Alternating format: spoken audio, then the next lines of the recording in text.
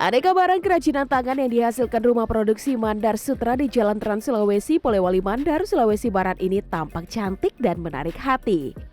Mulai dari goodie bag, tote bag, dompet, hingga clutch yang dijual terbuat dari kain sutra Mandar dengan ciri khas benang yang berkilauan. Awal ide usaha yang telah dirintis sejak 2009 ini karena prihatin melihat banyaknya sisa kain sutra yang tak terpakai usai dipotong untuk dijahit menjadi sarung ataupun pakaian. Padahal untuk menghasilkan selebar kain sutra membutuhkan waktu lama lantaran ditenun secara tradisional. Proses pembuatan kerajinan ini pun dilakukan secara teliti menggunakan mesin jahit modern. Setiap barang kerajinan di rumah produksi ini dijual dengan harga bervariasi tergantung jenis serta tingkat kerumitan pembuatan. Untuk pemasarannya telah menjangkau seluruh Indonesia dengan omset mencapai 50 juta rupiah per bulan. Tim Liputan CNN Indonesia.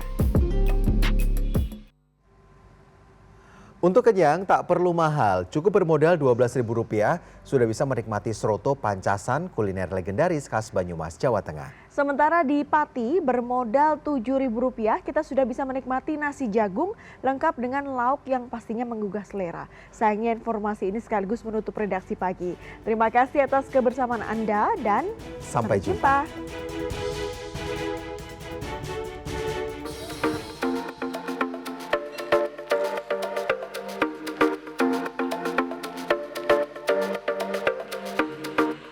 Hangat dan berkuah, tak salah jika kuliner yang satu ini menjadi pilihan untuk dinikmati di musim hujan seperti saat ini, Sroto Pancasan namanya.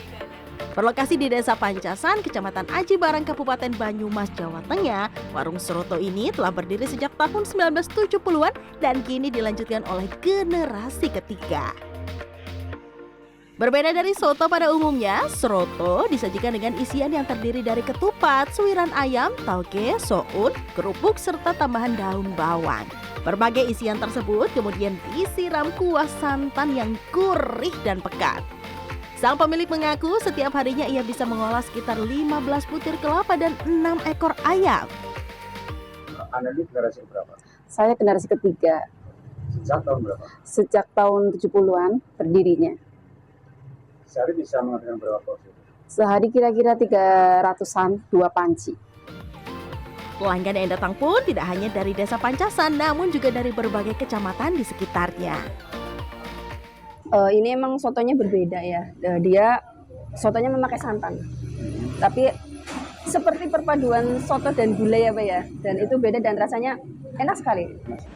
Buka dari pukul 1:30 siang hingga 7 malam, cukup dengan harga Rp11.000, pengunjung sudah bisa menikmati gurihnya Sroto Pancasan.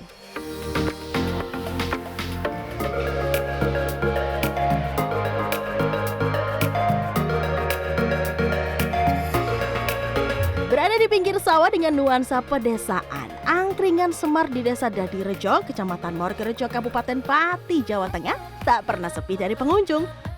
Buka sejak pagi hari hingga pukul 24 waktu Indonesia Barat, pengunjung bisa menikmati kopi hangat serta aneka kuliner jadul di warung berkonsep joglo ini.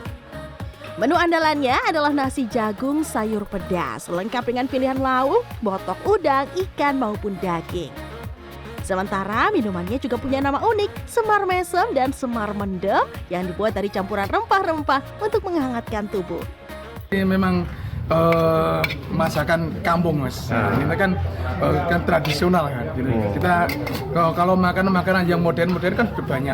Tapi ini kan yang luar biasa kan Mas. Nasi jagung dengan sayur pedas paling banyak diburu oleh pelanggan karena rasa khasnya bisa membawa kita ke era zaman dulu.